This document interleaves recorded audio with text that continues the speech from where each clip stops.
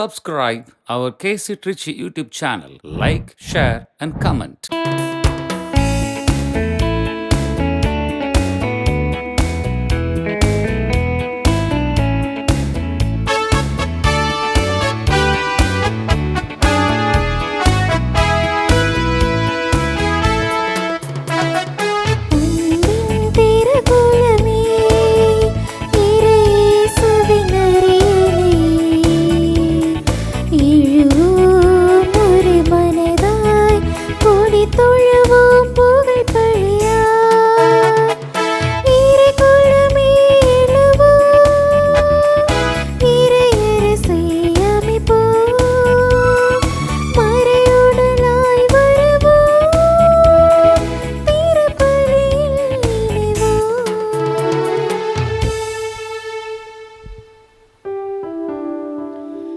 தந்தை மகன் தூய ஆவியாரின் பெயராலே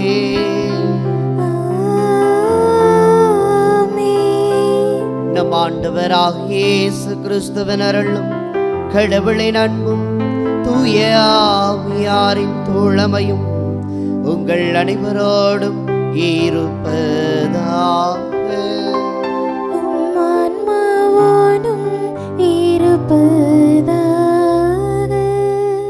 இறையேசுவில் பிரியமான சகோதர சகோதரிகளே, ஆண்டின் பொது காலம் 20வது ஞாயிற்றுக்கிழமையை இன்று நாம் பெருமகிழ்வோடு கொண்டாடுகின்றோம்.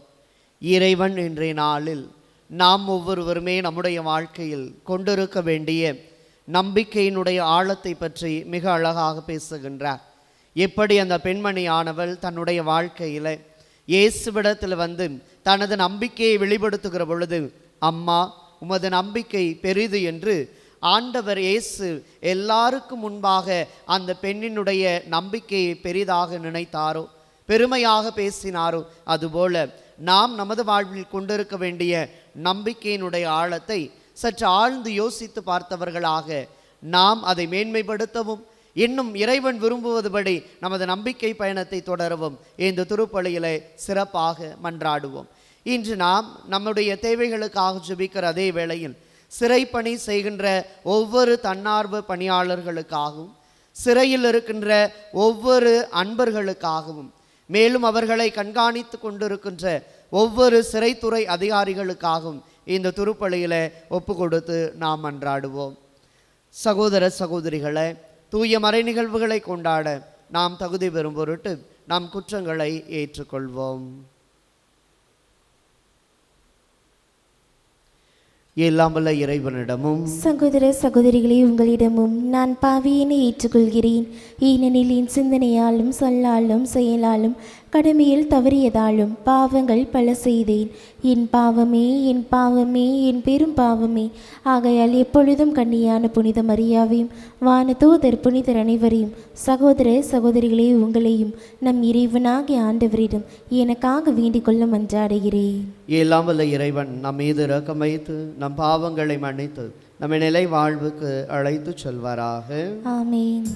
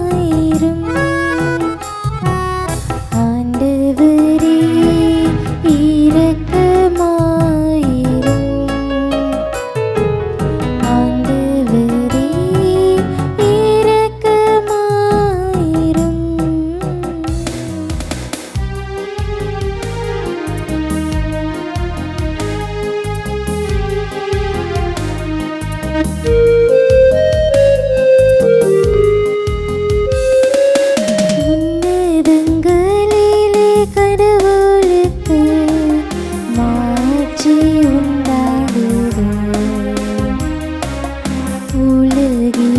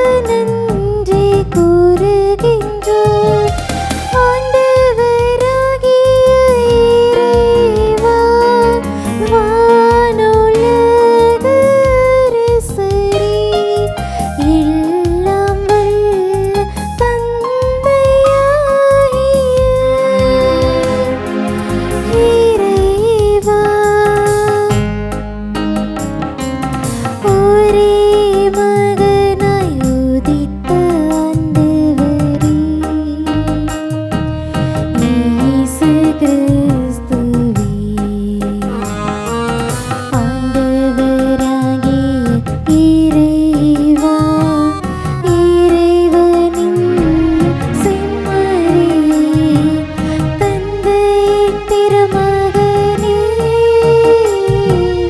உலகின் பாவங்களை போக்குபவரே எங்கள் மேல் இரக்கமாயிரும்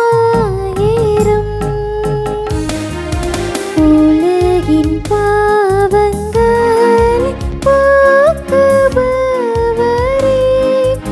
எங்கள் மன்றாட்டை ஏற்றருளும் தந்தையின் வலப்பக்கம் வீற்றிருப்பவரே எங்கள் மேல் இரக்கமாயிரும்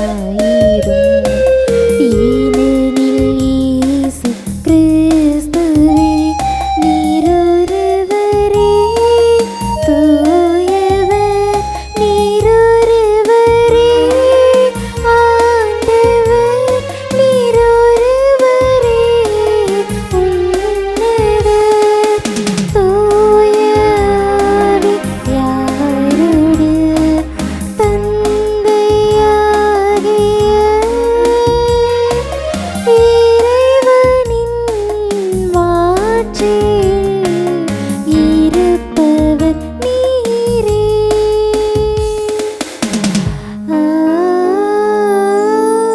ஆமென். மன்றாடுவோமாக.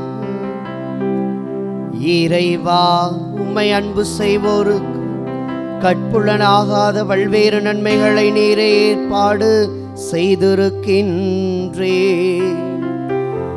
எங்கள் இதயங்களில் உமது அன்பின் நிறைவை பொழிவதால் நாங்கள் உம்மை அனைத்திலும் அனைத்துக்கும் மேலாக அன்பு செய்யும் எல்லா வகை மனித எதிர்பார்ப்புகளையும் கடந்து உம் வாக்குறுதிகளை பெற்றுக்கொள்வோமாக. உம்மோடு தூய ஆவியாரின் ஒன்று ஒரே இறைவனாய் என்றென்று வாழ்ந்து ஆட்சி செய்கின்றவர் வழியாக உம்மை மன்றாடுகின்றோம்.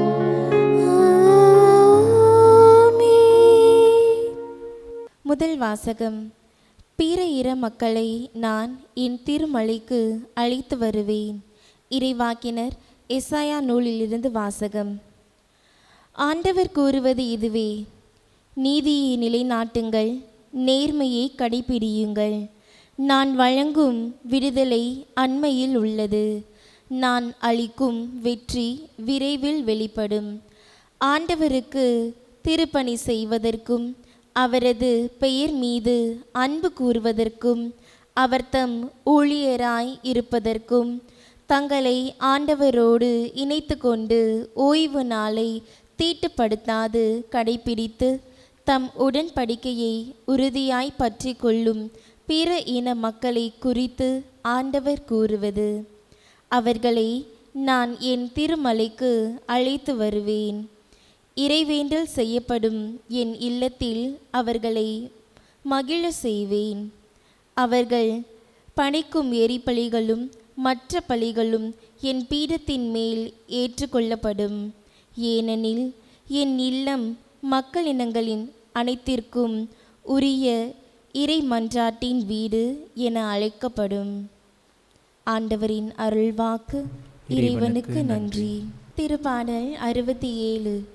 நீங்கள் அனைவரும் பாட வேண்டிய பதிலுரை பாடலின் பல்லவி: கடவுளே, மக்கள் இனத்தார் உம்மை புகழ்ந்து போற்றிடுவர்.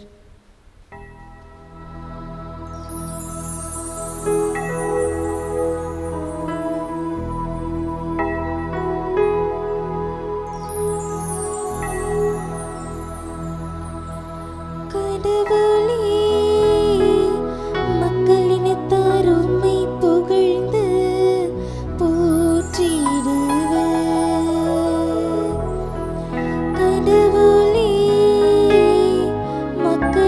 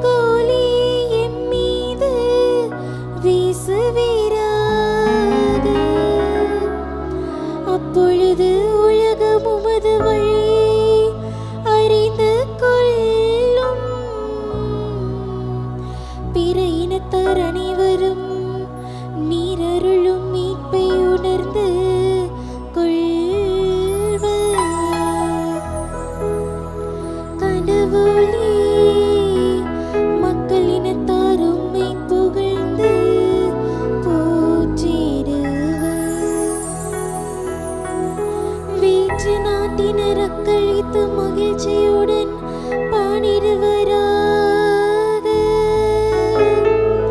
ஏனெனில் நீர் மக்களிடங்களே நேர்மையுடன் ஆளுகின்றீர். உலகின் நாடுகளை வழி நடத்துகின்றீர். கடவுளே, மக்களினத்தார் உம்மை புகழ்வார்களாக. மக்கள் அனைவரும் உம்மை போற்றுவார்களாக. கடவுளே, மக்களினத்தார் உம்மை புகழ்ந்து போற்றிடுவர்.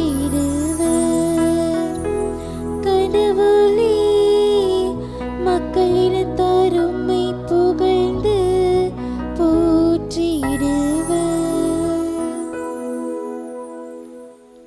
இரண்டாம் வாசகம்.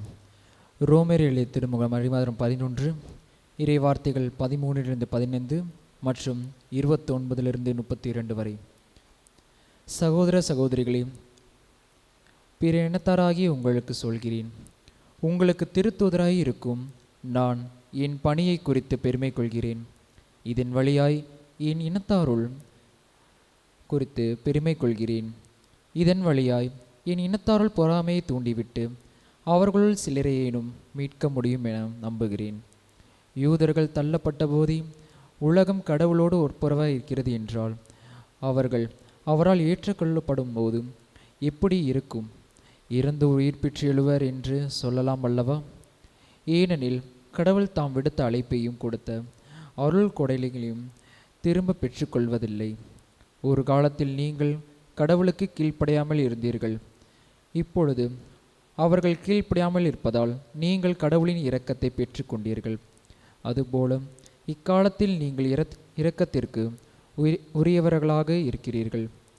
அவர்கள் கீழ்ப்படியாமல் இருக்கிறார்கள், ஆனால் அவர்களும் விரைவில் இரக்கம் பெற்றுக்கொள்வார்கள். அதன் பொருட்டே இவ்வாறு நடந்திருக்கிறது. ஏனெனில் அனைவருக்கும் இரக்க காட்டுவதற்காகவே கடவுள் அனைவரையும் கீழ்ப்படியாமைக்கு உட்படுத்தினார். ஆண்டவரின் அருள்வாக்கு. இறைவனுக்கு நன்றி.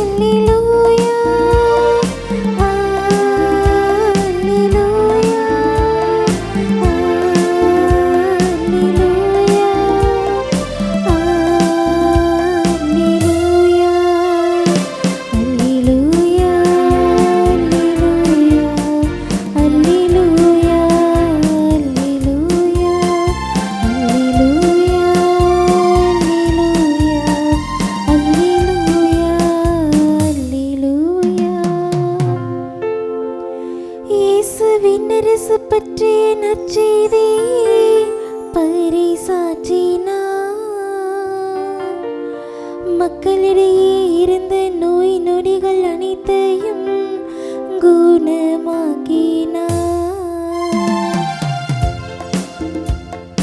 அல்லேலூயா, அல்லேலூயா, அல்லேலூயா, அல்லேலூயா.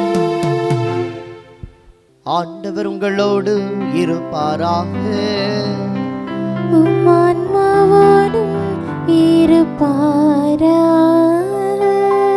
மத்தேயு எழுதிய தூய நற்செய்தியிலிருந்து வாசகம். ஆண்டவரே, மாட்சி உமக்கே. பிரிவு 15 இறை வார்த்தைகள் 21 தொடங்கி 28 முடிய. அக்காலத்தில் இயேசு தீர் சீதோன் ஆகிய பகுதிகளை நோக்கி சென்றார். அவற்றின் எல்லை பகுதியில் வாழ்ந்து வந்த கானானிய பெண் ஒருவர் அவரிடம் வந்து, ஐயா, தாவீதின் மகனே, எனக்கு இரங்கும், என் மகள் பேய் பிடித்து கொடுமைக்குள்ளாகி இருக்கிறாள் என கதறினார். ஆனால் இயேசு அவரிடம் ஒரு வார்த்தை கூட மறுமொழியாக சொல்லவில்லை. சீடர்கள் அவரை அணுகி, நமக்கு பின்னால் கத்திக்கொண்டு வருகிறாரே, இவரை அனுப்பிவிடும் என வேண்டினார். அவரோ மறுமொழியாக, இஸ்ரேல் குலத்தாருள் காணாமற் போன ஆடுகளாகி இருப்போரிடமே நான் அனுப்பப்பட்டேன் என்றார். ஆனால் அப்பெண் அவர் முன் வந்து பணிந்து, ஐயா, எனக்கு உதவி அருளும் என்றார். அவர் மறுமொழியாக, பிள்ளைகளுக்குரிய உணவை எடுத்து நாய்க்குட்டிகளுக்கு போடுவது முறையல்ல என்றார். உடனே அப்பெண், ஆம் ஐயா, ஆனாலும் தங்கள் உரிமையாளரின் மேசையிலிருந்து விழும் சிறு துண்டங்களை நாய்க்குட்டிகள் தின்னுமே என்றார். இயேசு மறுமொழியாக, அம்மா, உமது நம்பிக்கை பெரிது, நீர் விரும்பியவாறே உமக்கு நிகழட்டும் என்று அவரிடம் கூறினார். அந்நேரம் அவர் மகளின் பிணி நீங்கியது. ஆண்டவரின் அருள்வாக்கு. கிறிஸ்துவே உமக்கு புகழ். எதனால் நலமடைந்தால் அச்சிறுமி? எதனால் நலமடைந்தால் அச்சிறுமி? இயேசுவில் பிரியமான சகோதர சகோதரிகளே, ஆண்டின் பொது காலம் 20வது ஞாயிற்றுக்கிழமையில் உங்கள் ஒவ்வொருவரையும் சந்திப்பதில் பெருமகிழ்ச்சி அடைகின்றோம். இன்றைய நாளினுடைய இறை வாக்குகளை சிந்திக்கிற பொழுது, இன்றைய நாளினுடைய வாசங்களை சிந்திக்கின்ற பொழுது, நாம் ஒவ்வொருவருமே எப்படிப்பட்ட நம்பிக்கையோடு ஆண்டவர் இயேசுவை அணுக வேண்டும் என்பதை மிக தெளிவாக கற்றுக்கொள்ள அழைக்கப்படுகின்றோம். கடவுள் நம் ஒவ்வொருவரையும் பெயர் சொல்லி அழைக்கின்றார். எரேமியா புத்தகம் 1ஆம் அதிகாரம் 5வது இறை வார்த்தையிலே, தாயின் கருவில் உருவாகும் முன்னே நான் உன்னை பெயர் சொல்லி அழைத்தேன் என்று எரேமியாவை மட்டுமல்ல, நம் ஒவ்வொருவரையும் அழைத்த கடவுள் அந்த அழைப்பினுடைய மேன்மையை உணர்ந்தவர்களாக, நம்பிக்கையில் நிறைந்தவர்களாக, நாளும் நலம் பெற்று வாழ வேண்டும் என்பதுதான் இறைவனுடைய விருப்பமாக இருக்கிறது. இறைவனுடைய முழுமையான உன்னதமான நம்மீதான ஒரு தேடலாக இருக்கிறது என்பதை இன்றைய நாளினுடைய இறை வாக்கு வழிபாடு உணர்த்துவதாகவே நான் பார்க்கின்றேன். பிரியமான எனது அருமை சகோதர சகோதரிகளை, இன்றைய நாளினுடைய வார்த்தைகள் ஒவ்வொன்றுமே கடவுள் மீது நாம் எத்தகைய நம்பிக்கையோடு இருக்க வேண்டும், இந்த நம்பிக்கை என்பது ஒரு சாரருக்கு மட்டும்தான், அல்லது எல்லா இனங்களையும் உட்பட்ட மக்களுக்கானதா, அல்லது ஒரு சில கூட்டமைப்புகளுக்கு மட்டும்தான் கடவுளுடைய ஆசீர்வாதமா, அல்லது எல்லாருக்குமான ஆசீர்வாதமா என்பதை குறித்து நம்பிக்கையின் அடிப்படையில் சிந்திக்க அழைக்கிறார் ஆண்டவர் இயேசு கிறிஸ்து. 2019ஆம் ஆண்டு வேலை நகரில் திருத்தொண்டராக 10 நாள் அங்கு இருக்கின்ற அன்னை வேளாங்கண்ணி திருத்தலத்தில் பணியாற்றக்கூடிய ஒரு வாய்ப்பு கிடைத்தது. எங்களுடைய புனித பவுல் இறையியல் கல்லூரியிலிருந்து அந்த ஆண்டு நானும் என்னுடைய வகுப்பு தோழர்களும் வேலை நகருக்கு சென்றிருந்தோம். காலை 5 மணி முதல் இரவு 7 மணி வரை முழுவதுமாக அடுத்தடுத்த நிகழ்வுகள், திருப்பலிகள், ஜெபம், வழிபாடு, நற்கருணை, ஆசீர்வாதம் என்று முழுமையான ஆன்மீக பார்வை என்பது அங்கே இருந்தது. அப்படியாக ஒரு நாள் மாலை வேளையில் நானும் என்னுடைய நண்பனும் நடந்து வருகிற பொழுது ஒரு இந்து சமய சகோதரி, அந்த சகோதரி மாதாவின் முன்பாக முழந்தாள் படியிட்டு கண்ணீரோடு இப்படி ஜெபித்தார். தாயே, அன்று நீ இல்லை என்றால் இன்று என் மகன் உயிரோடு இருந்திருக்க மாட்டான். உன்னுடைய தயவில்லாமல் என் மகன் இன்று வாழ்வை பெற்றிருக்க மாட்டான் என்று சொல்லி ஜெபித்தார். ஜெபித்தவுடன் அவர் எழுந்தார். எழுந்தவுடன் எங்களை பார்த்து, என்னப்பா, என்ன பார்க்குறீங்க அப்படின்னு கேட்டாங்க. உடனே என் நண்பன் கேட்டான், அம்மா, ரொம்ப அருமையான ஜெபம் சொன்னீர்களே, உங்கள் மகனுடைய பெயர் என்ன என்று கேட்ட பொழுது அவர் சொன்னார், முருகன் என்று சொன்னார். நான் ஆச்சரியப்பட்டேன். இப்படி ஒரு நம்பிக்கையினால் இந்த பெண்மணி உந்தி தள்ளப்பட்டவராக இருக்கிறாரே என்று எங்களுக்கு ஆச்சரியம் அதிகமானது. அப்பொழுது எனது நண்பன் கேட்டார், எப்படி இவ்வளவு நம்பிக்கையோடு நீங்கள் இங்கே வருகிறீர்கள் என்று சொன்ன பொழுது, என் மகன் ஒரு விபத்திலே குற்றுயிராக கிடந்தான். அப்பொழுது எனது அருகில் இருக்கின்ற ஒரு கத்தோலிக்க கிறிஸ்தவ சபையை சார்ந்த நண்பர் ஒருவர் சொன்னார், மாதாவிடம் நான் வேண்டிக் கொள்ளுகிறேன், எல்லாம் சரியாகிவிடும் என்று. அதுவரை எனக்கு தெரியாது அன்னை மரியா யார் என்று சொல்லி. ஆனால் அப்பொழுது அவர் சொன்ன வார்த்தையில் ஏதோ ஒரு ஆறுதல் எனக்கு கிடைத்தது, ஏதோ ஒரு நம்பிக்கை எனக்கு கிடைத்தது. என் மகன் எனக்கு கிடைத்து விடுவார் என்ற அந்த நம்பிக்கை எனக்கு உதைத்த பொழுது, எப்பொழுது அவன் சரியானவனோ அன்றிலிருந்து 11 ஆண்டுகளாக இந்த அன்னையினுடைய திருத்தலத்தை நாடி வந்து நன்றி சொல்லி கொண்டிருக்கிறேன் என்று சொன்னாராம். பிரியமான சகோதர சகோதரிகளை, மதம், இனம், மொழி என்று பாகுபாட்டோடு வாழ்ந்து கொண்டிருக்கின்ற இந்த கால கலாச்சார சூழலில் நம்பிக்கை என்பது எல்லாவற்றையும் கடந்த ஒன்றாக, அன்பு என்பது எல்லாவற்றையும் கடந்த ஒன்றாக இருக்கிறது என்று நாம் பல்வேறு மேடைகளில் பேசுகிறோம். ஆனால் யதார்த்த உலகில் அது இருக்கிறதா என்று சிந்திக்கக்கூடிய காலத்தின் கட்டாயம் இது.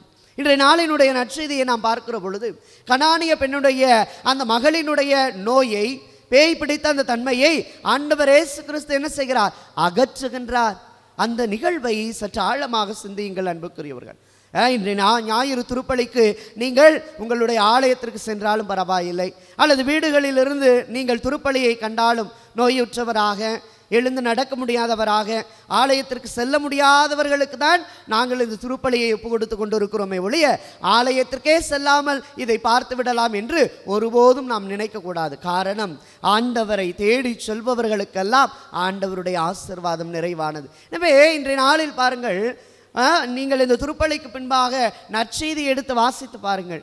எவ்வளவு தூரம் ஆண்டவர் இயேசு கிறிஸ்து இந்த கனானிய பெண்ணுடைய மகளை சுகப்படுத்துகிற நிகழ்வை அற்புதமாக வடிவமைத்திருப்பார் என்று. இயேசு செல்லுகின்றார், கானானிய பெண் கத்திக்கொண்டே வருகிறார், பெரும் கூச்சல் இடுகிறார். தாவீதின் மகனே, என் மீது இறங்கும் என்று சொல்லி அந்த தாயானவள் என்ன செய்கிறார்? தன் மகளுக்காக ஜெபிக்கின்றார். அந்த ஜெபத்தினுடைய வல்லமை என்பது எந்த அளவு ஆழமாய் இருந்தது என்றால், அவர் கொண்டிருந்த நம்பிக்கையினால் மட்டும்தான். அன்புக்குரியவர்களை, இயேசு அங்கே பார்க்கிறோம், இஸ்ரேல் மக்களாகிய, தவறிப்போன ஆடுகளாகிய, தன் மந்தையை விட்டு பிரிந்த ஆடுகளாகிய இஸ்ரேல் மக்களுக்காகவே நான் அனுப்பப்பட்டிருக்கிறேன் என்று சொல்லுகிற பொழுது, அன்புக்குரியவர்களை, அங்கே பாருங்கள், ஆண்டவர் இயேசுவினுடைய அந்த போதனையுடைய மையம், ஆண்டவர் இயேசுவினுடைய அந்த முழுமையான இறை தேடலுடைய அடையாளம் என்பது அங்கே கொடுக்கப்படுகிறது. எப்படி என்றால், மேசையிலிருந்து விழும் துண்டுகள், நாய் என்ற ஒரு அடையாளம். இந்த இரண்டையும் நாம் சிந்திக்க வேண்டும் பிரியமானவர்களே. இஸ்ரேல் மக்கள், யூதர்களாகிய எங்களுக்கு தான் மீட்பு உண்டு, யூதர்களாகிய அவர்களை தவிர மற்ற எல்லாரையும் அவர்கள் நாய் என்று கருதினார்கள். எல்லாரையும், அதாவது அந்த இனத்தை தவிர, யூத சமூகத்தை தவிர இஸ்ரேல் மக்களாகிய அவர்களுக்கு மட்டும்தான் மீட்பு என்கிற நிலையில மற்ற எல்லாரையும் நாய் என்று கருதினார்கள் என்றால், அன்றைய நாளில் இயேசுவினுடைய போதனை எவ்வளவு அழகாக இருக்கிறது பாருங்களேன். பிள்ளைகளுக்குரிய உணவை எடுத்து நாய்க்குட்டிகளுக்கு போடுவது முறையல்ல. இயேசு அந்த பதத்தை பயன்படுத்துகிறார். ஏனென்றால் சுருக்கென்று அவர்களுக்கு குத்த வேண்டும். நான் சொல்வது அவர்களுக்கானதுதான், அவர்களுடைய தன்மையை உணர்ந்து அவர்கள் செயல்பட வேண்டும் என்பதற்காக இயேசு பயன்படுத்திய உருவகம்தான் பிள்ளைகளுக்குரிய உணவை எடுத்து நாய்க்குட்டிகளுக்கு போடுவது முறையா. அப்பொழுது அந்த பெண்மணி சொல்லுகிறார், மேசையிலிருந்து விழும் சிறு துண்டுகளை நாய்கள் தின்னுமே. பிரியமானவர்களே, இதை சொன்ன உடனே இயேசு அந்த பெண்மணியை பாராட்டுகிறார். அம்மா, உனது நம்பிக்கை பெரிது, நீ கவலைப்படாதே, உன் மகள் நலமாவாய். இதை மட்டுமே நாம் புரிந்து கொள்ளுகிறோம் அன்புக்குரியவர்களே, இதை மட்டுமே தெரிந்து கொள்ளுகிறோம். கானானிய பெண்ணுடைய நம்பிக்கை போன்று நாமும் நம்பிக்கை பெறுவோம் என்று நாம் அடிக்கடி வாசிக்கிறோம். குறிப்பாக நான் எங்களுடைய மறை மாவட்டத்தில், திருச்சி மறை மாவட்டத்தில் இருக்கிற எங்களுடைய உலக மீட்பர் பசிலிக்கா இடைவிடா சகாய அன்னையினுடைய திருத்தலத்திற்கு நவநாள் திருப்பலிக்கு செல்லுகிற பொழுதெல்லாம் பார்த்திருக்கிறேன். கனானிய பெண்ணிடம் விளங்கிய நம்பிக்கையை எனக்கும் கொடும் தாயே என்று நாங்கள் வேண்டுவோம். அதனுடைய பின்னணி என்ன? இந்த கனானிய பெண்ணுடைய பெருமையை ஏன் ஆண்டவர் இயேசு கிறிஸ்து பேசுகிறார்? ஏன் இப்படிப்பட்ட ஒரு பெண்ணை உருவகமாக, அடையாளமாக கொடுத்து நமது நம்பிக்கை வாழ்வை புதுப்பிக்க வேண்டும் என்றால் அதற்கான ஆதாரம் இருக்கிறது, அதற்கான விவிலியம் பின்புலம் இருக்கிறது. எப்படி இதை புரிந்து கொள்வது? பிரியமானவர்களே, நாம் இயேசுவினுடைய புதுமைகளை, அற்புதங்களை, அதிசயங்களை சிந்திக்கிற பொழுது 3 புதுமைகளை தவிர, 3 அற்புதங்களை தவிர மற்ற எல்லாவற்றையும் இஸ்ரேல் இனத்திற்காக, இயேசு வாழ்ந்த அந்த தளத்திற்காக மட்டுமே பயன்படுத்தி இருக்கிறார் என்பதை நாம் விவிலியத்தின் வழியாக பார்க்கிறோம். இது குறை சொல்வதற்கு அல்ல, மாறாக மேற்கோளிட்டு காட்டுவதற்கான அடையாளங்களாக இயேசு உணர்த்தி இருக்கிறார். எப்படி புரிந்து கொள்வது? முதலாவதாக, நூற்றுவ தலைவனுடைய மகனின் குணமளிப்பு. இதை மத்தேயு நற்செய்தி 8ஆம் அதிகாரம் 5 முதல் 13 வரை உள்ள இறை வார்த்தை சொல்லுகிறது. இரண்டாவதாக 10 தொழுநோயாளர்களுடைய அந்த முழுமையான ஆசீர்வாதம், அதிலே அந்நியராகிய ஒருவரை தவிர வேறு யாரையும் காணோமே என்று இயேசு சொல்லுகிறார். லூக்கா நற்செய்தி 17ஆம் அதிகாரம் 11 முதல் 19 வரை உள்ள இறை வார்த்தை. மூன்றாவதாக தான் இன்றைய நற்செய்தி பகுதி, கானானிய பெண்ணுடைய அந்த மகளினுடைய நலமளிப்பை மத்தேயு நற்செய்தி 15ஆம் அதிகாரம் 21 முதல் 28 வரை பார்க்கிறோம். இந்த 3 அற்புதங்களை தவிர, இந்த 3 சுகமளிப்புகளை தவிர மற்ற எல்லாவற்றையும் ஆண்டவர் இயேசு கிறிஸ்து என்ன செய்திருக்கிறார்? மிகச் சிறப்பாக இஸ்ரேல் மக்களுடைய நடுவில் செய்திருக்கிறார். இந்த 3ம் சொல்வது என்னவென்றால், இயேசு எல்லாருக்குமான இறைவன். இதைத்தான் ஆண்டவர் இயேசுவினுடைய துருக்காட்சி பெருவிழா நமக்கு சுட்டி காட்டுகிறது. பிரியமானவர்களே, இந்த கானானிய பெண்ணுடைய நிலை என்பது என்ன பாருங்கள். நாம் சிந்திக்கிறோம். மார்க் நற்செய்தியாளர் எழுதுகிறார் 7ஆம் அதிகாரம் 26 சிறிய பெனிசிய இனத்தை சார்ந்த ஒரு கிரேக்க பெண் இந்த கானானிய பெண் என்று கொடுக்கப்படுகிறது. அதே வேளையில் மத்தேயு நற்செய்தி 15ஆம் அதிகாரம் 22 படி மத்தேயு நற்செய்தியால் சொல்லுகிறார் அவர் கானானிய பெண் என்று. இந்த இரண்டிற்குமான ஒரு சம்பந்தம் என்ன, அல்லது இந்த கானானிய பெண் என்பவர் யார் என்று சிந்திக்கிற பொழுது நாம் 2 விதமான சிந்தனைகளை கடந்து சொல்லுகிறோம். ஒன்று, கானான் நாடு என்ற சொல் அல்லது கானான் என்ற பழைய ஏற்பாட்டு சொல்லிற்கு 2 பொருட்களை கடவுள் தருகிறார். ஒன்று வாக்களிக்கப்பட்ட நாடு, இன்னொன்று சபிக்கப்பட்ட இனம். எப்படி? தொடக்க நூலிலே 17ஆம் அதிகாரம் 8வது இறை வார்த்தையிலே ஆபிரகாமின் பின்னணியில் பார்க்கிற பொழுது வாக்களிக்கப்பட்ட நாடாக அது விளங்குகின்றது. அதற்கு அடுத்ததாக தொடக்க நூலிலே 9ஆம் அதிகாரம் 25வது இறை வார்த்தையின்படி நோவாவினுடைய சிந்தனையில் அல்லது நோவாவினுடைய பேரனினுடைய வழிமறைவிலே பார்க்கிற பொழுது கானான் என்பது சபிக்கப்பட்ட இனமாக கருதப்படுகிறது. எனவேதான் அன்புக்குரியவர்களே, அன்றிலிருந்து கானான் நாட்டு அந்த சபிக்கப்பட்ட இனமாக முத்திரை குத்தப்பட்ட ஒரு வழித்தோன்றலாக வந்தவர்தான் இந்த கானானிய பெண் என்று விவிலியம் நமக்கு சொல்லுகிறது. ஆனால் இயேசு ஏன் இவரை பெருமையாக பேசுகிறார் தெரியுமா? 2 காரணங்கள் இருக்கிறது. ஒன்று, உள்ளத்தை திறந்து வைத்தார். இன்னொன்று, உண்மையை சொன்னார். தன் மகள் இப்படியாயிருக்கிறார் என்று உள்ளத்தை கொட்டி தீர்க்கிறார். இன்னொன்று, நீர்தான் மெஸ்ஸியா, தாவீதின் மகன், நீதான் தாவீதினுடைய வழிமரபினர், எங்களை மீட்பதற்காக வந்திருக்கிறார் என்ற உண்மையை சொல்பவராக அங்கே கனானிய பெண் திகழ்ந்ததால் அந்த நம்பிக்கையை பார்த்துதான் இயேசு அவர் தம் மகளை குணப்படுத்துவதாக விவிலியம் சொல்லுகிறது. பிரியமானவர்களே, எனவே சிந்தித்து பார்ப்போம் இன்றைய நாளில். இதை முதல் வாசகத்தை பாருங்களேன். நாம் ஏசாயா புத்தகம் 56ஆம் அதிகாரம் 1:6 முதல் 7 வரை உள்ள இறை வார்த்தைகளில் எசையா இறைவாக்கினுடைய 3வது நூலிலிருந்து யூத நாட்டு மக்கள் ஒவ்வொருவரும் பாபிலோனிய நாட்டிலிருந்து அடிமைதனத்திலிருந்து எருசலேமுக்கு வருகிறார்கள். அப்பொழுது எருசலேமுக்கு வருகிற பொழுது கடவுள் உணர்த்துகிற ஆழமான இறை சிந்தனை தான் என்ன? இன்றைய முதல் வாசகம், எருசலேம் ஆலயம் என்பது உங்களுக்கானது மட்டுமல்ல, அது எல்லாருக்குமான ஜெப வீடு. என் மக்கள் இறைவேண்டல் செய்பவருடைய அனைவரின் வீடு.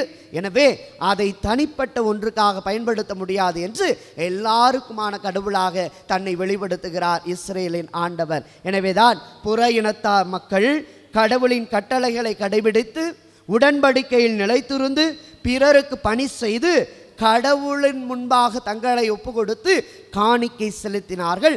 எனவே கடவுள் அவர்களை ஏற்றுக்கொண்டார் என்று பார்க்கிறோம். 2ஆம் வாசகத்தில் அன்புக்குரியவர்களை பவுலும் அதைத்தான் சொல்லுகிறார். கடவுள் உங்களுக்காக மட்டும் வந்தவர் அல்ல, மாறாக புறவினத்தாராகிய மக்கள் அத்துணை பேருடைய மீட்புக்காகவும் அவர் வந்தார். எனவேதான் யாரும் அழிந்து போக வேண்டும் என்று கடவுள் விரும்புவதில்லை, எல்லாரும் மனமாறி மீட்படைய வேண்டும் என்பதுதான் கடவுளுடைய திருவுளமாக இறை விருப்பமாக இருக்கிறது என்று பவுலடியார் சொல்லுகிறார். அப்படி என்றால் நாம் இன்றைய நாளினுடைய இறை வாக்குகளை எப்படி புரிந்து கொள்ள வேண்டும் என்றால், அன்புக்குரியவர்களை, முதலில் நாம் நம்ப வேண்டும். என் கடவுள் எனக்காக இருப்பவர், நான் ஜெபித்தால் கேட்பார், நான் அழைத்தால் குரலுக்கு செவி கொடுப்பார், நான் வேண்டினால் என்னுடைய வேண்டுதல்களை அவர் கேட்பார் என்று முழுமையாக நம்ப வேண்டும். கானானிய பெண் தொடர்ந்து வந்தால் அமைதியாக வரவில்லை, கத்திக்கொண்டே வருகின்றார். இயேசுவிடத்தில் ஜெபித்து கொண்டே வருகிறார். அவரது நிறைவான ஜெபம் நிறைவான நலமளிப்பாக மாறுகிறது என்றால் நாம் இந்த நம்பிக்கையில் பல நேரங்களில் தவறி போய்விடுகிறோம். நான் கேட்டேன், கடவுள் கொடுக்கலை. நான் வேணேன், கடவுள் செய்யலை. நான் தொடர்ந்து ஜெபிக்கிறேன், கடவுள் எதையுமே எனக்கு செய்ய மாட்டேங்கிறார் என்ற ஒரு கேள்விக்குறியான வாழ்வு நமது வாழ்க்கையில் இருக்கிறது. அதை விட என்ன சொல்லுகிறோம், நான் என்ன சொன்னாலும் கடவுள் கேட்க மாட்டேறாரு. அவர் என்ன செவிடனா? அவருக்கு அவர் என்ன கேட்க முடியாத அளவுக்கு அவர் காது இருக்குதா அப்படின்னு சொல்லி நிறைய நேரம் நம்ம ஆண்டவர்கிட்ட வந்து கேட்குறோம். ஆனால் அதற்கான பதிலை திருப்பாடல் 94:9 மிக தெளிவாய் சொல்லுகிறது. செவியை பொருத்தியவர் கேளாது இருப்பாரோ. திருமுழுக்கின் போது நாம் என்ன செய்கிறோம்? ஆண்டவருடைய வார்த்தையை காதால் கேட்கவும் நாவால் அறிக்கையிடவும் என்று ஆசீர்வாதம் கொடுக்கிறோமே. செவியை கொடுத்த கடவுளுக்கு நாம் பேசுவது தெரியாமல் போய்விடுமா அன்புக்குரியவர்களை? அதே போல பாருங்கள், பேதுரு எழுதிய முதல் திருமுகத்தில் 1ஆம் அதிகாரம் 7வது இறைவார்த்தையில் அழியக்கூடிய பொன் நெருப்பினால் புடமிடப்படுகிறது, அதை விட விலையுயர்ந்த உங்கள் நம்பிக்கையும் மெய்ப்பிக்கப்பட துயர் உறுகிறீர்கள். கடவுள் எல்லாத்தையும் கேட்கும் போது கொடுத்துட்டார்னா அவரிடத்தில் நமக்கு இருக்கிற நம்பிக்கை மாறிவிடும். கடவுளிடத்தில் இருக்கின்ற முழுமையான தேடல் என்பது நம்மை விட்டு அகன்றுவிடும்.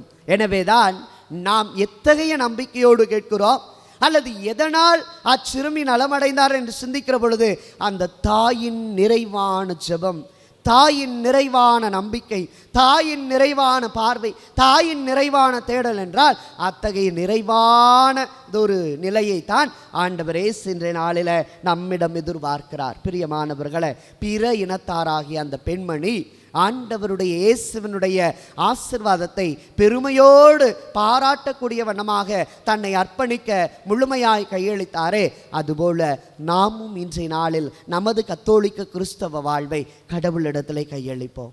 ஏனென்றால் ஏசாயா புத்தகம் 56ஆம் அதிகாரம் 7வது இறைவார்த்தையில் பார்க்கிறோம், அவர்களை நான் என் திருமலைக்கு அழைத்து வருவேன், இறைவேண்டல் செய்யப்படும் என் நிலத்தில் அவர்களை மகிழச் செய்வேன். யாரெல்லாம் கடவுளிடத்தில் முழுமையாக செபிக்கிறோமோ, நிறைவாக செபிக்கிறோமோ அவர்களுக்கான முழுமையான ஆசிரை கடவுள் நமக்கு கொடுக்கிறார். இதைத்தான் ரோமியர்கள் திருமுகம் 11:25 சொல்லுகிறது. கடவுள் தாம் விடுத்த அழைப்பையும் கொடுத்த அருள் கொடைகளையும் திரும்ப பெற்றுக்கொள்வதில்லை. கானானிய பெண் வந்து கேட்டதால் கடவுள் ஆண்டவர் இயேசு கிறிஸ்து அவருடைய மகளுக்கு நலமளித்தார் என்று சொல்லக்கூடாது. ஏற்கனவே அந்த தாயினுடைய மகளுக்கு கடவுள் நலமளிப்பை அவர் தலை மீது வைத்திருந்தார். நாம் கேட்கிற பொழுது, நாம் ஜெபிக்கிற பொழுது, நம்பிக்கையோடு வருகிற பொழுது கடவுள் அதை செய்வதை நாம் உணர்ந்து கொள்ளுகிறோம். எனவே தான் பிரியமானவர்களே, புனித ஜான் மரிய வியானி நம்முடைய வாழ்க்கையிலே பெரும் புனிதராக, பாவ சங்கீர்த்தனத்தினுடைய அருளுடையால் கொண்டாட்ட புனிதராக விளங்கியவர் சொல்லுகிறார், கடவுள் உலகை ஆளுகிறார், ஆனால் ஜெபிக்க தெரிந்த மனிதன் கடவுளையே ஆள முடியும் என்று சொல்லுகிறார். இதைத்தான் பிரியமானவர்களே நமது கத்தோலிக்க மறைக்கல்வி சுருக்கம் catechism of the Catholic church என்ற போதனை நூலானது நமக்கு சொல்லுகிறது. எண் 1814 நம்பிக்கை என்பது ஒரு சுதந்திரமான மனித செயல்.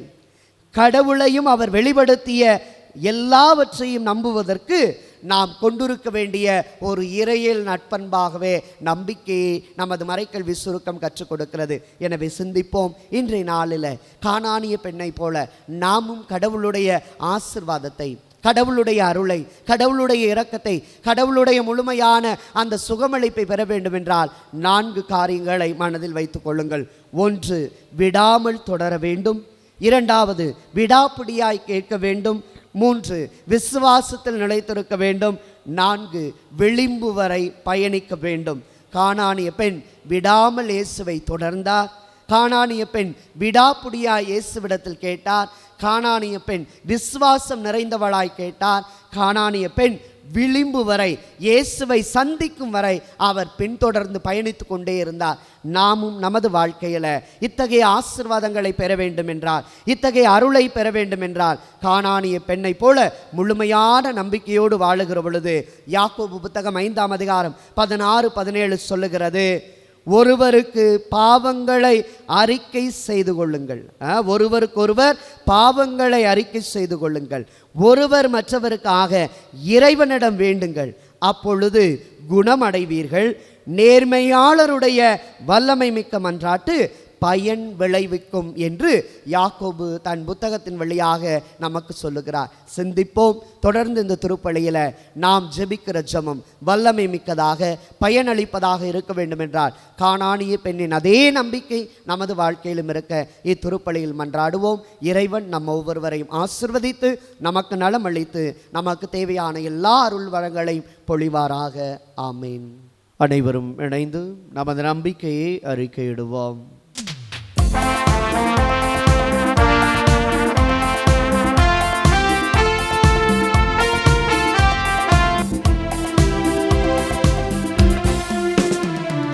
விண்ணையும் மண்ணையும் படைத்தவராம் கடவுள் ஒருவர் இருக்கின்றார். தந்தை மகன் தூய ஆவியராய் ஒன்றாய் வாழ்வோரை நம்புகிறேன். தூய ஆவியின் வல்லமையால் இறைமகன் நமக்காய் மனிதரானார். கன்னி மரியிடம் பிறந்தவராம் இயேசுவை உறுதியாய் நம்புகிறேன். பிலாத்துவின் ஆட்சியில் பாடுபட்டார், சிலுவையில் இறந்து அடக்கப்பட்டார். மூன்றாம் நாளில் உயிர்த்தெழுந்தார், இறப்பின் மீதை வெற்றி கொண்டார். விண்ணகம் வாழும் தந்தையிடம் அரியணை கொண்டு இருக்கின்றார். உலகம் முடியும் காலத்திலே நடுவர திரும்பவும் வந்திடுவார். தூய ஆவியாரை நம்புகிறேன், பாரினில் அவர் துணை வேண்டுகிறேன். பாவ மன்னிப்பில் தூய்மை பெற்று பரிகார வாழ்வில் நிலைத்திடுவேன். திருவை உரைப்பதை நம்புகிறேன், புனிதர்கள் உறவை நம்புகிறேன். உடலின் உயிர்ப்பை நினைவாழ்வேன், உறுதியான நம்புகிறேன்.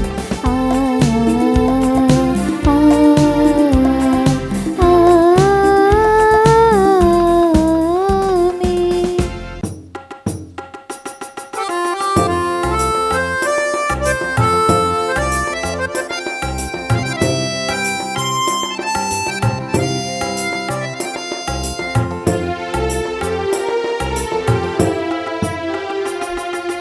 வந்தேன் உந்தன் இல்லம் இறைவா, இன்று தந்தேன் எந்தன் உள்ளம் தழைவா.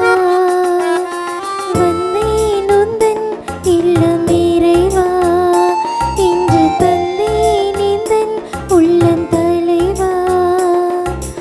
உள்ளதை எல்லாம் எடுத்து வந்தேன், அதில் நல்லவை அனைத்தையும் உவந்து தந்தேன். என்னை ஏற்றிடுவாய் இறைவா, உந்தன் கருவியாய் மாற்றிடுவாய். சகோதர சகோதரிகளே, என்னுடையதும் உங்களுடையதுமான பலி எல்லாம் வல்ல தந்தையாக இறைவனுக்கு ஏற்றதாகும்படி மன்றாடுங்கள். ஆண்டவர் தமது பேரின் புகழ்ச்சிக்காகவும் ஆட்சிக்காகவும் நமது நன்மைக்காகவும் புனித திருவின் அனைத்து நலனுக்காகவும் நமது கையிலிருந்து பலியை ஏற்றுக்கொள்வாராக. ஆண்டவரே, மாட்சிமிக்க மாற்றங்களை ஏற்படுத்தும் எங்கள் காணிக்கைகளை கனிவுடன் ஏற்றருளும். அதனால் நீ தந்தவற்றை உமக்கு ஒப்பு கொடுத்து உம்மையே நாங்கள் பெற்றுக்கொள்ள தகுதி பெறுவோமாக. எங்கள் ஆண்டவராகிய கிறிஸ்து வழியாக உம்மை மன்றாடுகின்றோம். ஆமென். ஆண்டவர் உங்களோடு இருப்பாராக. உம் ஆன்மாவோடும் இருப்பாராக. இதயங்களை மேலே எழுப்புங்கள்.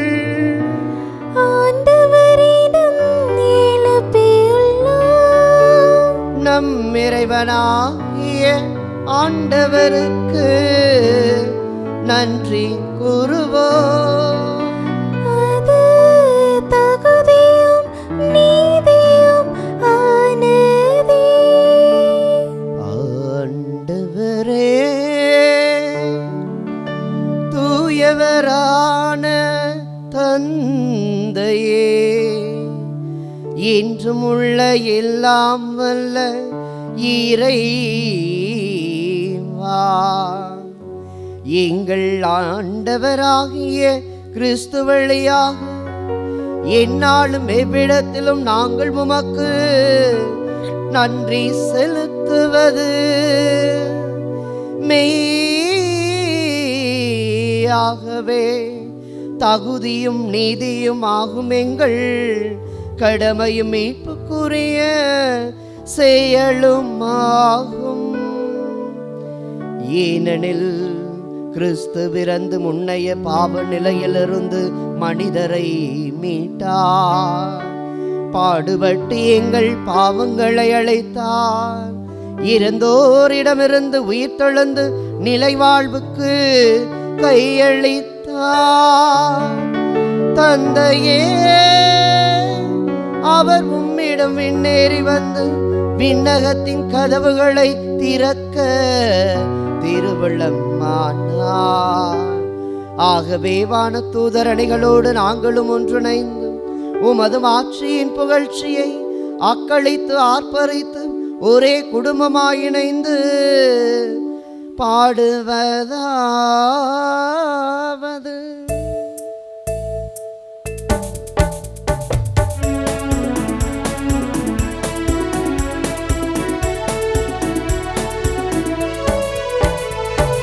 தூயவர் தூயவர் தூயவர், வான்படைகளின் கடவுளும் ஆண்டவர்.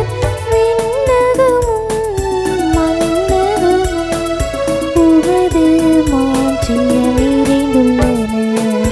உன்னதங்களிலே ஓசன்னா, உன்னதங்களிலே ஓசன்னா. ஆண்டவர் பேரால் வருகிறவர், ஆசி பெற்றவர். உன்னதங்களிலே ஓசன்னா, உன்னதங்களிலே ஓசன்னா. ஆண்டவரை, நீர்மையாகவே தூயவர், தூய்மை அனைத்துக்கும் ஊற்று. ஆகவே உம்முடைய ஆவியை பொழிந்து இக்காணிக்கைகளை தூய்மைப்படுத்த உம்மை வேண்டுகின்றோம். இவ்வாறு எங்கள் ஆண்டவர் இயேசு கிறிஸ்துவின் உடலும் இரத்தமுமாக எங்களுக்கு இவை மாறுவனவாக. அவர் பாடுபட உள்ளம் கணின் தம்மை கையளித்த போது அப்பத்தை எடுத்து நன்றி செலுத்தி தம் சீடருக்கு அளித்து கூறியதாவது: அனைவரும் இதிலிருந்து பெற்று உண்ணுங்கள், ஏனெனில் இது உங்களுக்காக கையளிக்கப்படும் என் உடல்.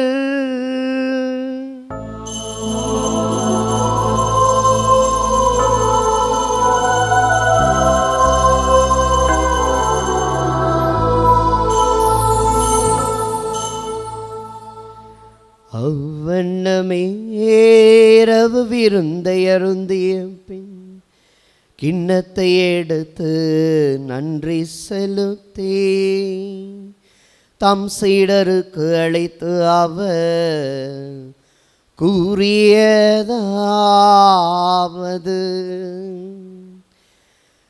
அனைவரும் இதிலிருந்து பெற்று பருகுங்கள்,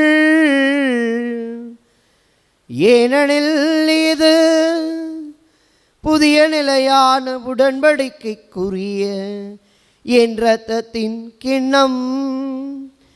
இது பாவ மன்னிப்புக்கென்று உங்களுக்காகவும் பலருக்காகவும் சிந்தப்படும். இதை என் நினைவாக செய்யுங்கள். இதை என் நினைவாக செய்யுங்கள்.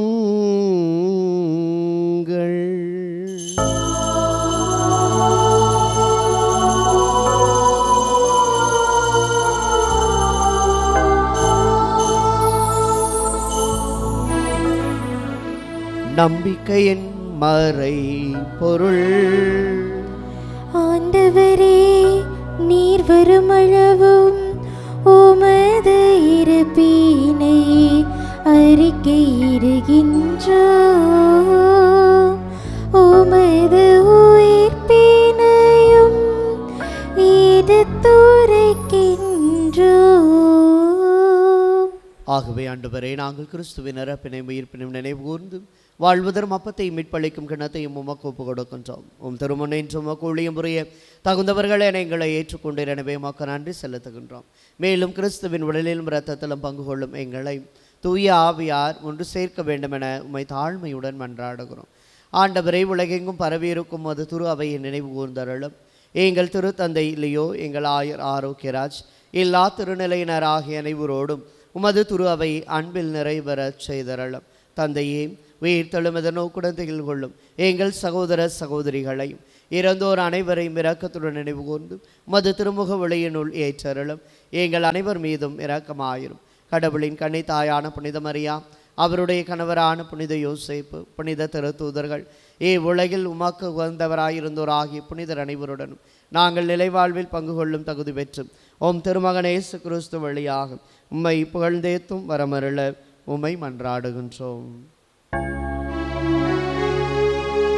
இவர் வழியாக இவரோடு இவரில் எல்லாம் வல்ல இறைவனாகிய தந்தையே, தூய ஆவியாரின் ஒன்றிப்பில் எல்லா புகழும் மாட்சியும் என்றென்றும் உமக்கு உரியதே.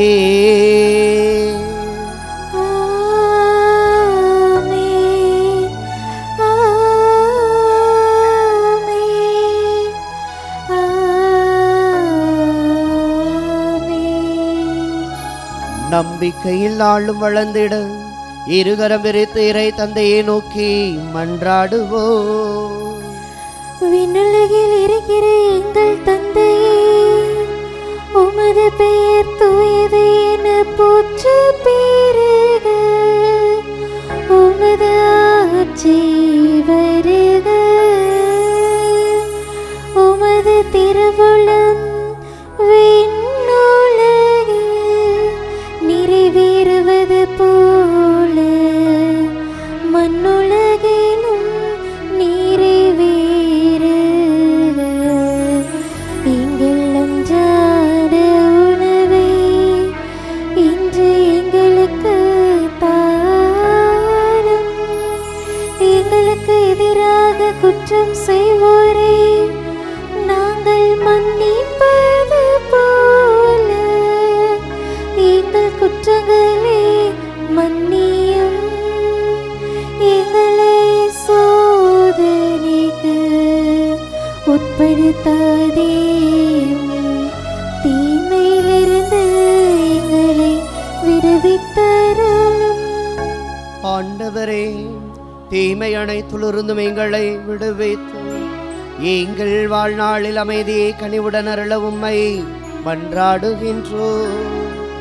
உமது இரக்கத்தின் உதவியால் நாங்கள் பாவத்திலிருந்து எப்போதும் விடுதலை பெற்று யாதொரு கலக்கமும் இன்றி நலமாயிருப்போமாக.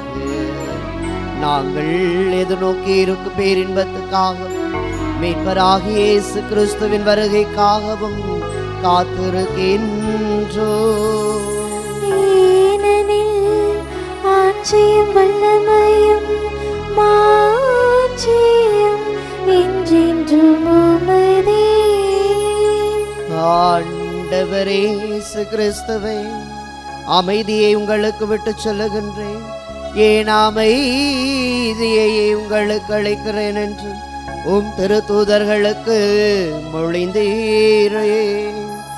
எங்கள் பாவங்களை வாராமல் உமது திரு அவையை நம்பிக்கையை கண்ணோக்கி உமது திருவுளத்திற்கு ஏற்ப அதற்கு அமைதியையும் ஒற்றுமையையும் அளித்தருள்வீராக. என்றென்று வாழ்ந்து ஆட்சி செய்கின்றவர் நீரே. ஆண்டவருடைய அமைதி உங்களோடு என்றும் இருப்பதாக.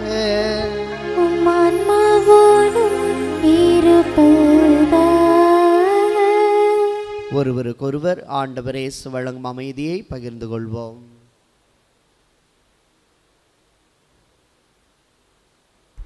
உலகின் பாவங்களை போக்கும் இறைவனின் செம்மறி எங்கள் மேல் இரக்கமாயிரும்.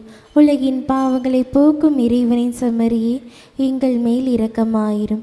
உலகின் பாவங்களை போக்கும் இறைவனின் செம்மறியே எங்களுக்கு அமைதியை தந்தருளும். இதோ இறைவனின் செம்மறி, இதோ உலகின் பாவங்களை போக்குவதற்காக வந்தவர்.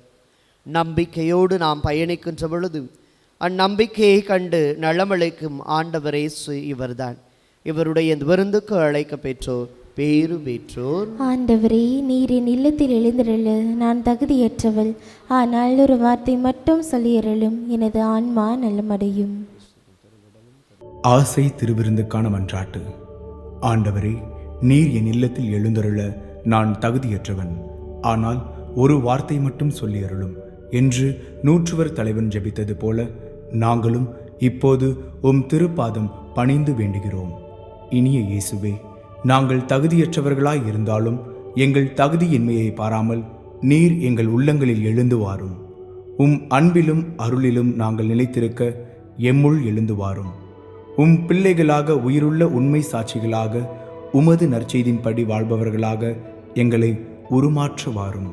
தந்தையின் திருவுளப்படி வாழ்ந்திட எங்களுக்கு துணை புரிந்திட வாரும். நன்மை செய்வதில் ஆர்வமுள்ளவர்களாய் தீமைகள் அனைத்திலிருந்தும் விடுதலை பெற்றவர்களாய் வாழவும் எங்களை வழிநடத்த வாரும். எல்லா நலன்களும் வளங்களும் எங்களை நிரப்ப வாரும். ஆமேன். நன்றி கூறி மன்றாடுவோமாக. ஆண்டவரே, வருளடையாளங்களால் கிறிஸ்துவுடன் ஒன்றிணைந்த நாங்கள் உமது கனிவை பணிவுடன் வேண்டுகின்றோம். அதனால் நாங்கள் இவ்வுலகில் கிறிஸ்துவின் சாயலுக்கு ஒத்திருந்து விண்ணகத்தில் அவருடன் தோழமை கொள்ள தகுதி பெறுவோமாக. என்றென்று வாழ்ந்து ஆட்சி செய்கின்றவர் வழியாக உம்மை மன்றாடுகின்றோம்.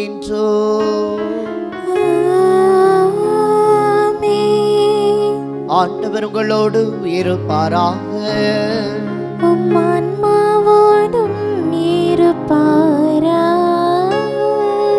எல்லாம் வல்ல இறைவன் தந்தை, மகன், தூய ஆவியார் உங்களுக்கு ஆசை வழங்குவாராக.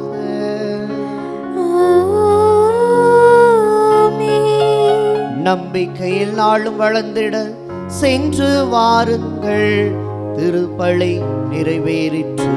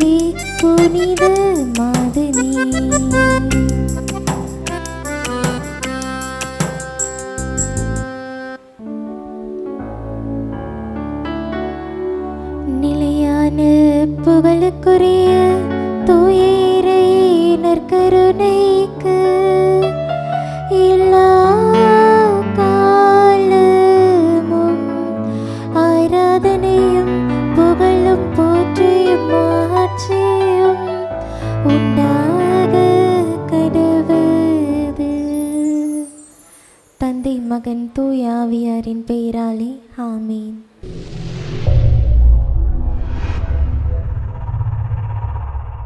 Subscribe our KC Trichy YouTube channel. Like, share and comment.